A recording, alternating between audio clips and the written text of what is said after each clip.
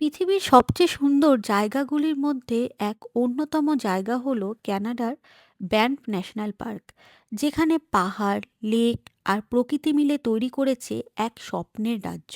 শেষ পর্যন্ত দেখুন, কারণ সামনে আসছে অবিশ্বাস্য কিছু দৃশ্য। যদি স্বর্গ পৃথিবীতে কোথাও থেকে থাকে, তাহলে হয়তো সেটা ব্যান্ফ ন্যাশনাল পার্ক। সুপ্রভাত সবাইকে। ক্যালগেরি ডেল্টা হোটেল থেকে আজকে আমরা ব্লগটা স্টার্ট করছি।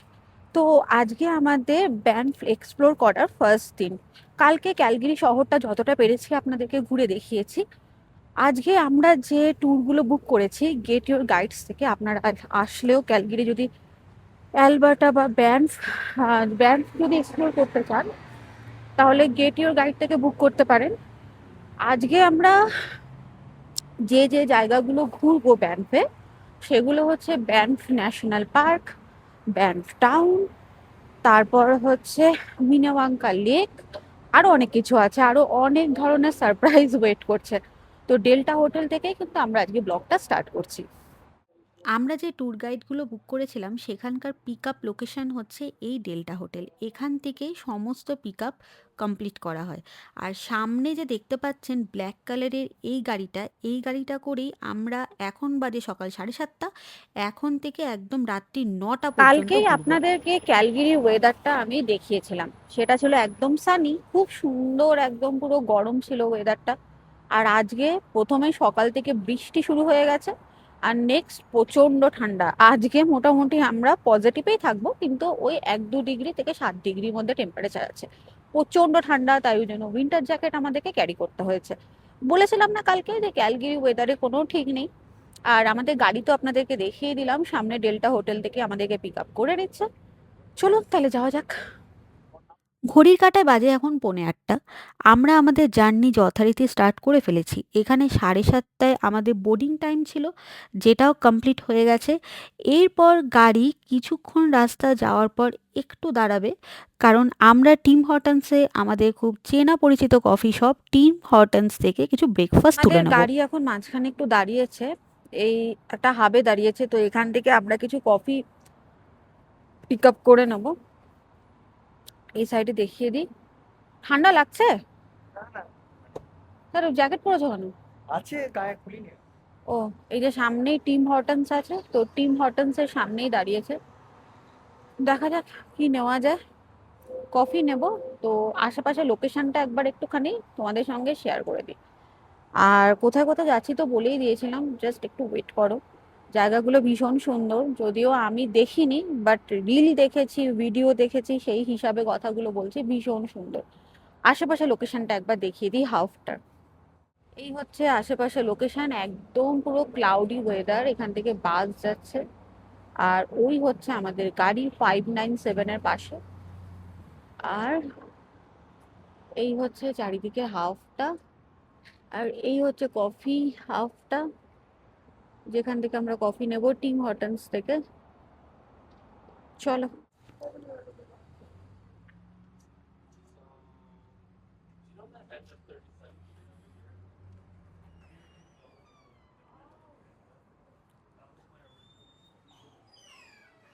ঢুকে ঢুকে স্ট্রং একটা কফি স্মেল নাকে লাগে। তো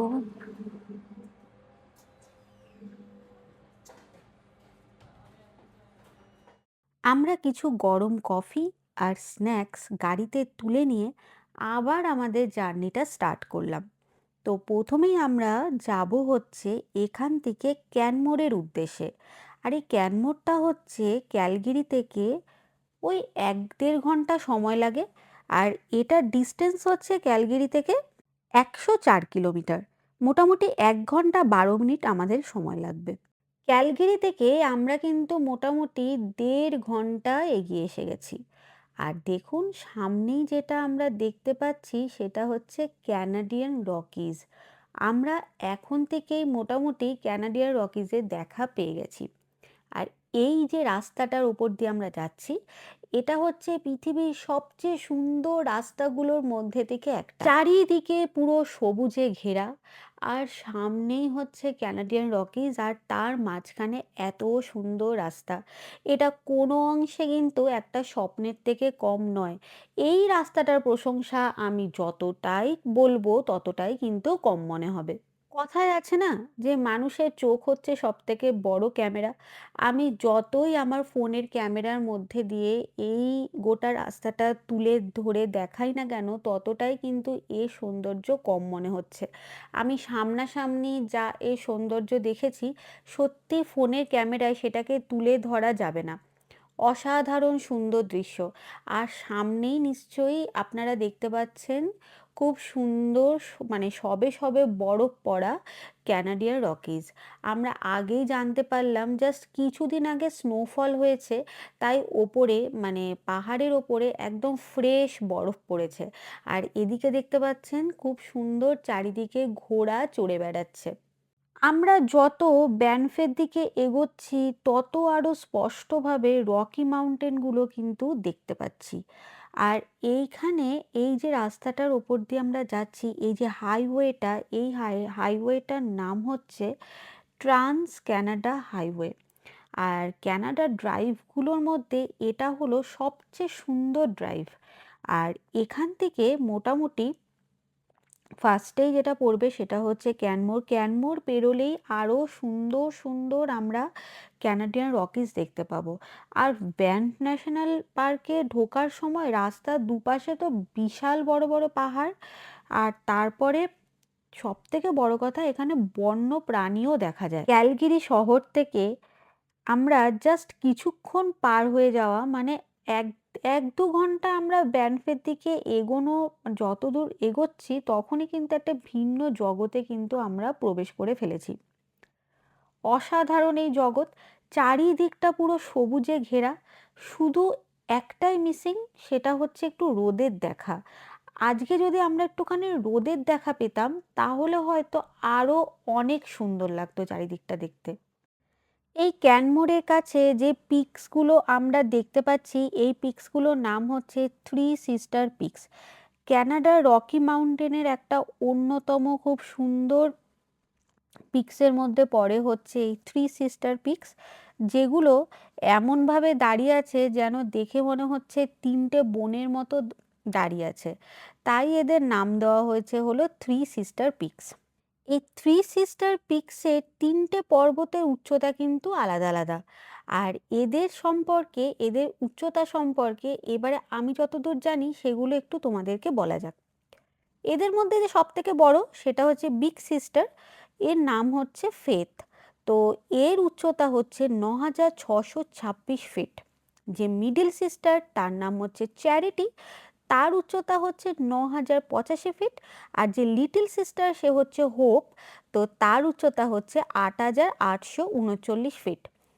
এটা হচ্ছে এই তিনটে পিকের থ্রি উচ্চতা। সিস্টার পিকস থেকে কিন্তু সানরাইজ আর সানসেট ভীষণই ভালোভাবে দেখা যায়। যদিও আজকে আমাদের ভাগ্য ভীষণই খারাপ, আজকে আমাদের সূর্যের দেখা নেই, তাই আমরা সানরাইজ বা সানসেটের কোনো ভিউই দেখাতে পারছি না। কিন্তু আমি রীতিমতো শুনেছি যে ফটোগ্রাফাররা এখানকার সানরাইজ আর সানসেটের ভিউ কিন্তু ভীষণ ভালোভাবে ক্যাপচার করতে ভালোবাসে। ক্যানমোর থেকে আবার ব্যানফের ডিস্টেন্স কিন্তু খুবই কম। রাস্তাটার ডিস্টেন্স একদমই খুবই কাছে, মাত্র ২৫ কিলোমিটার। আর এই রাস্তাটা সময় লাগে হচ্ছে ২০ থেকে ৩০ মিনিট। কিন্তু ওই ২০ থেকে ৩০ মিনিটের রাস্তাটা অসাধারণ সুন্দর রাস্তা। চারপাশে হচ্ছে রকি মাউন্টেনের পাহাড় দেখা যায়, বো ভ্যালি দেখা যায়। আর এখানে না আশেপাশে ডিয়ার বেরোয়, কখনো আরও হরিণ বেরোয়, আরও অনেক ধরনের বন্য প্রাণী কিন্তু বেরিয়ে আসে। ক্যানমোরের মাঝামাঝি থেকে ব্যানফ ঢুকতে আবার যে আমরা ক্যানাডিয়ান রকিজের পিক দেখতে পাই, সেটার নাম হচ্ছে মাউন্ট রান্ডেল। এই মাউন্ট রান্ডেলটা আবার খুবই জনপ্রিয় একটা ক্যানাডিয়ান রকিজের পিক। এখান থেকে বো রিভার ভীষণ ভালো দেখা যায়। আবার এখান থেকে ব্যানফ টাউনটাও কিন্তু ভীষণ সুন্দর দেখা যায়। আর এখানে মানে ফটো তোলার জন্য এটা ভীষণ ভালো একটা জায়গা। এখানে অনেকেই আমরা ইনস্টাগ্রাম যদি ফলো করি বা ফেসবুক ফলো করি তাহলেও কিন্তু এই মাউন্ট রান্ডেলের ফটো আমরা প্রায় প্রায় এই সময়তেই কিন্তু দেখতে পাহাড়টাকে পাবো। আবার দূর থেকে দেখলে এর লম্বা একটা রিজ আকৃতির কিন্তু চোখে পড়ে। আর তার জন্য কিন্তু পাহাড়টাকে অন্যান্য পাহাড়ের তুলনায় বেশ ইউনিক করে তোলে। এই মাউন্ট রান্ডেলের উচ্চতা হলো ৯,৬৭২ ফুট। আমরা ক্যানমোর ছেড়ে অনেক দূরই এগিয়ে এসেছি, ব্যানফের দিকে কিন্তু আমরা অনেক দূরই এগিয়েছি। এবারে একটা কথা বলি, এবার আমাদের ফার্স্ট যে ডেস্টিনেশন আছে যেখানে আমরা যাব, মানে ফার্স্ট আমাদের ভিউ পয়েন্ট, সেটার নাম হচ্ছে টু জ্যাক লেক।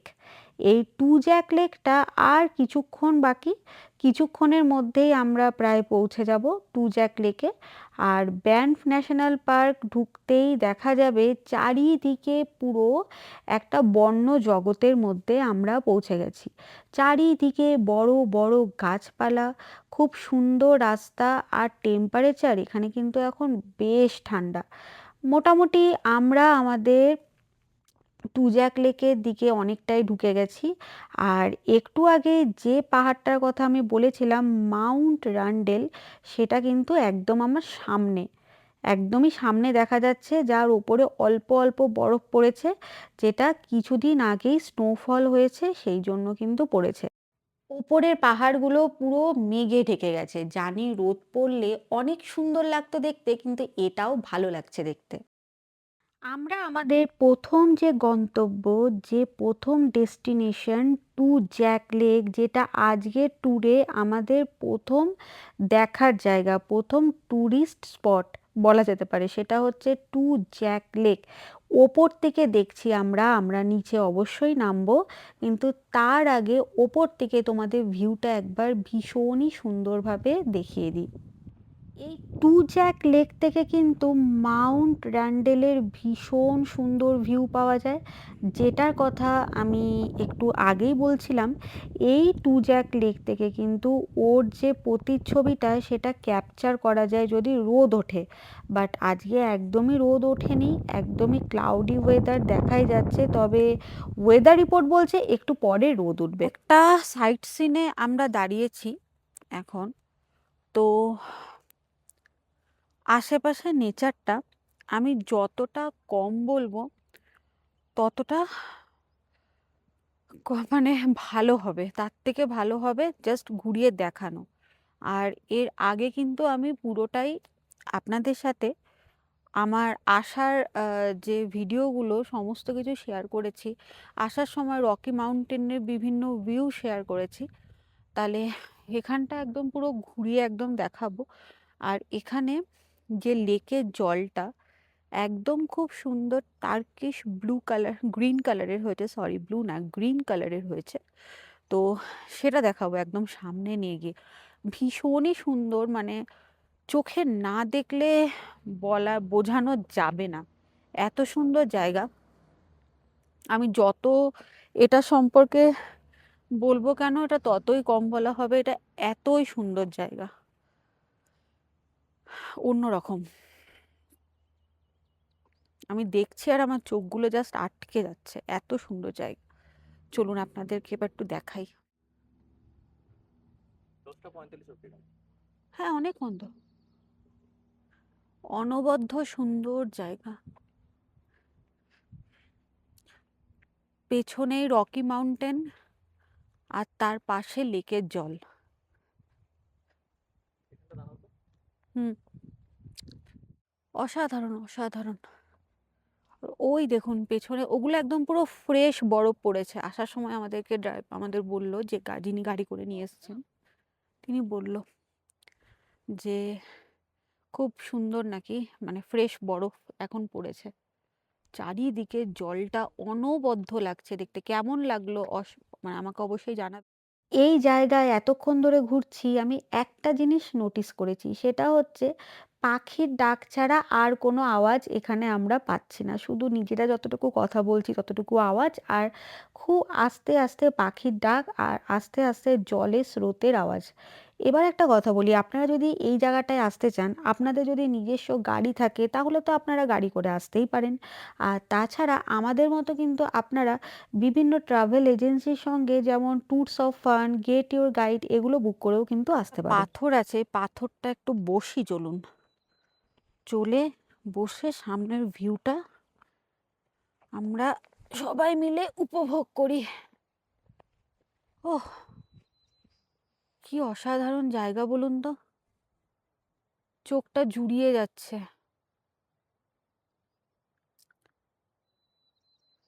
এই যে ল্যান্ডস্কেপ এটার, এই ল্যান্ডস্কেপটাই যেন অসাধারণ।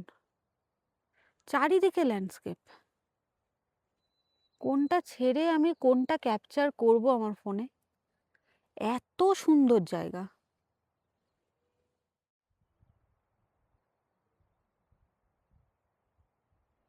জাস্ট 15 মিনিট ধরে আমি এই জায়গাটাকে দেখে যাচ্ছি, তাও যেন চোখে শান্তি হচ্ছে না, এতটাই সুন্দর জায়গা।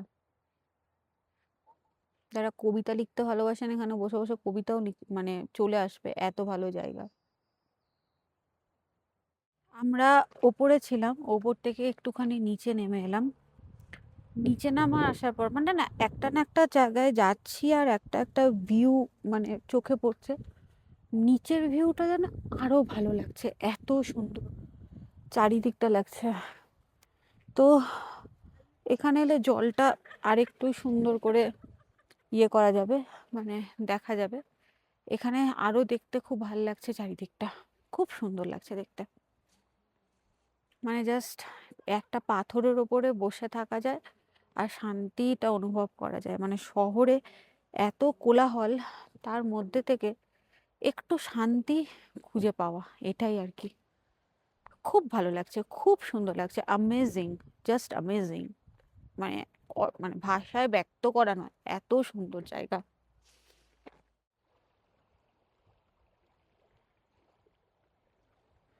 এত সুন্দর সুন্দর জায়গা আমরা ঠিক সিনেমাতে যখন শুটিং হয় তখন দেখতে পাই, আজকে আমি নিজের চোখের সামনে দেখতে পাচ্ছি।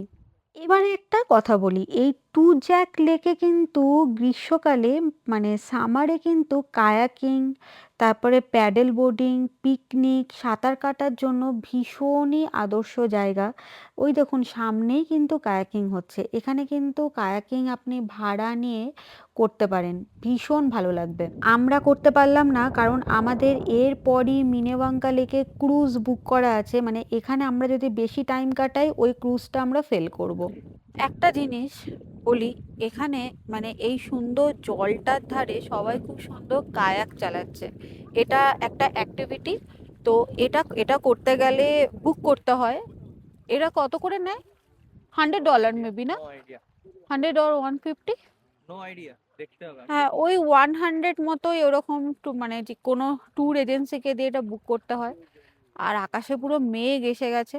এটা যদি একদম ক্লিয়ার স্কাই হতো না আজকে, এই জলের রংটা অ্যাকচুয়ালি আমরা পেতাম, ভীষণই সুন্দর লাগছে দেখতে। আচ্ছা, এখন আমরা যে লেকটাতে এসছি সেই লেকটাতে আমরা এবারে ক্রুজে চাপবো। তো এই লেকটার নাম হচ্ছে মিনেবাঙ্কা লেক, আর আগেরটা ছিল হচ্ছে টু জ্যাক্স লেক, তাই তো? তাই তো। হুম। তো এত লেকের নাম, আর সবই প্রায় একই রকমই দেখতে, কিন্তু এখানে একটা পার্থক্য কি, সেটা হচ্ছে এই লেকটাতে আমরা ক্রুজ করব। আর এই ক্রুজগুলোতে মোটামুটি আমাদের কত করে নিয়েছে ক্রুজগুলোতে? Something around $90। 19 90 90 $78 $78 করে আমাদের নিয়েছে পার হেড। তো এরকম হচ্ছে ব্যাপার। আর ওই একই ভিউ, বাট ঠান্ডা প্রচুর, একটা লেক থেকে আর একটা লেকে আসার সময় আসার পরেই টেম্পারেচারটা জাস্ট আরও মনে হচ্ছে কমে গেল, কারণ প্রচণ্ড পরিমাণে হাওয়া দিচ্ছে লেকে আর ঠান্ডাও লাগবে, ওই জন্য আমরা সবাই উইন্টার জ্যাকেট ক্যারি করে নিয়েছি। ও, যদি রোদ উঠতো তাহলে এই ভিউটা আরো বেশি ভালো লাগতো। হচ্ছে লেক মিনেবাঙ্কা, আর এখানে আমরা করব হচ্ছে ক্রুজ। ও,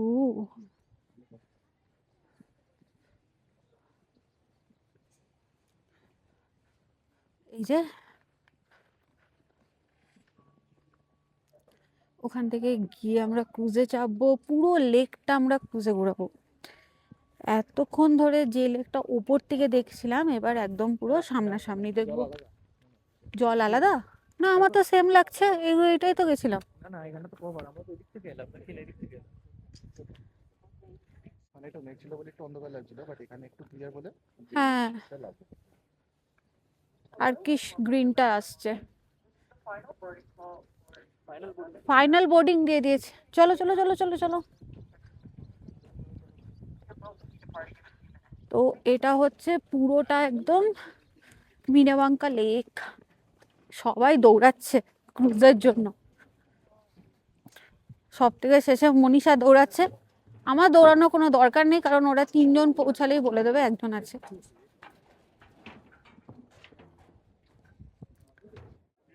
পেছনে পুরো রকি মাউন্টেন, আর তার মাঝখানে লেক। ও অসাধারণ। আর এই লেকের মধ্যে দিয়ে আমরা ক্রুজে চাপবো। লাইফ টাইম অ্যাচিভমেন্ট বলে এগুলোকে। চলো। ক্রুজের ভেতরে এরকম একটা ছোট্ট মতো শপ আছে, যেখানে প্রচুর ফ্রিজ ম্যাগনেট রাখা আছে। কত কি দাম এগুলো জানি না, এগুলো দেখতে হবে। বাইরে থেকে যদি নাও তাহলে ওই অ্যারাউন্ড $10 মধ্যে পেয়ে যাবে, বাট এখানে দেখতে হবে কত। এখানে কিছু কিছু টি শার্টসও আছে, কিছু ক্যাপও আছে। পেছনে মাউন্টেন আর তার পাশে লেক, তার মধ্যে দিয়ে আমরা ক্রুজে যাচ্ছি। কেমন কেমন এক্সপিরিয়েন্স সবাই শেয়ার করো, কেমন লাগছে? দেখে ভালো লাগছে, বাট শুরু হলে বাকিটা বলতে হবে।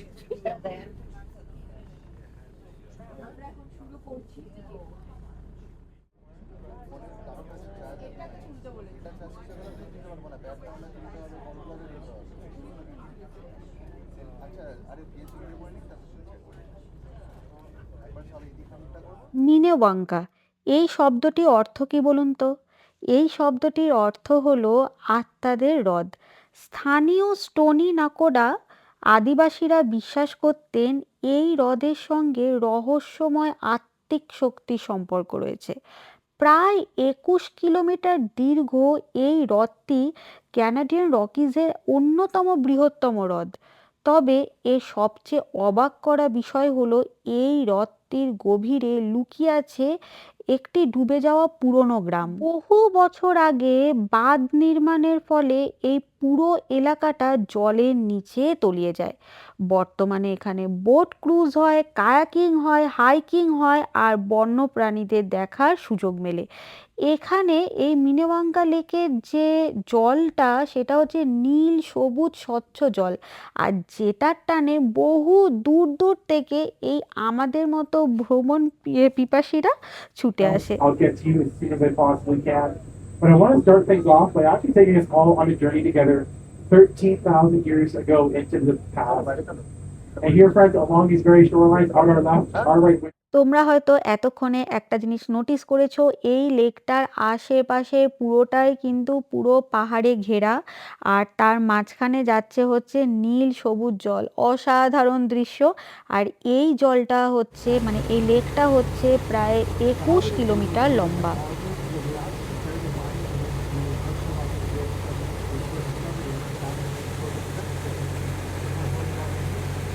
act protected by the National Parks Act of 1930, which says you may not keep, remove, extract, or harness any resources from the land. And because they've been there for so long, they're now considered permanently a part of the park. হ্যাঁ,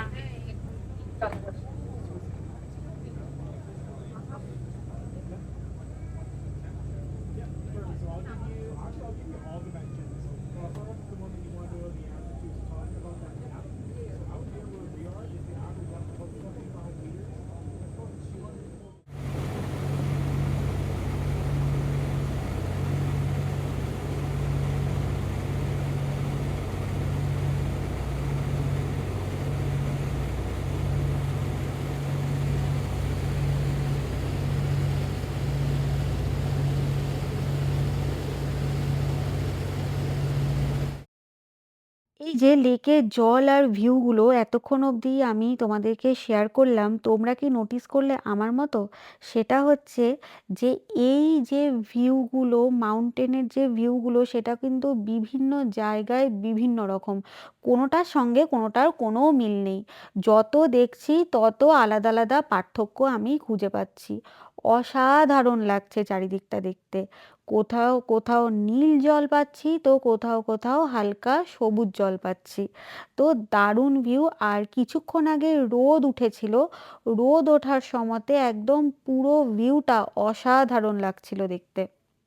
এই জায়গাটা একটু খেয়াল করুন তো, তাহলেই বুঝতে পারবেন এখানকার জলের রংটা কিন্তু অন্যরকম লাগছে, আর এখানকার রকিসগুলো ভিউ কিন্তু অন্যরকম লাগছে। টু জ্যাক লেকের ভিউ, মিনেমাঙ্কা লেকের ভিউ, ব্যান্ড ক্যানমোরের রোড ভিউ কেমন লাগলো অবশ্যই কিন্তু আমাকে লাইক কমেন্ট করে জানাবেন। ভালো লাগলে একটা শেয়ার করে দেবেন, সাবস্ক্রাইব করে দেবেন আমার চ্যানেলটাকে। আর এর পরের পর্বে আসছে গন্ডোলা রাইড আর এই ক্রুজের শেষ পর্বটুকু। দেখতে গেলে অবশ্যই বঙ্গ লাইফস্টাইলটাকে সাবস্ক্রাইব করে দিন।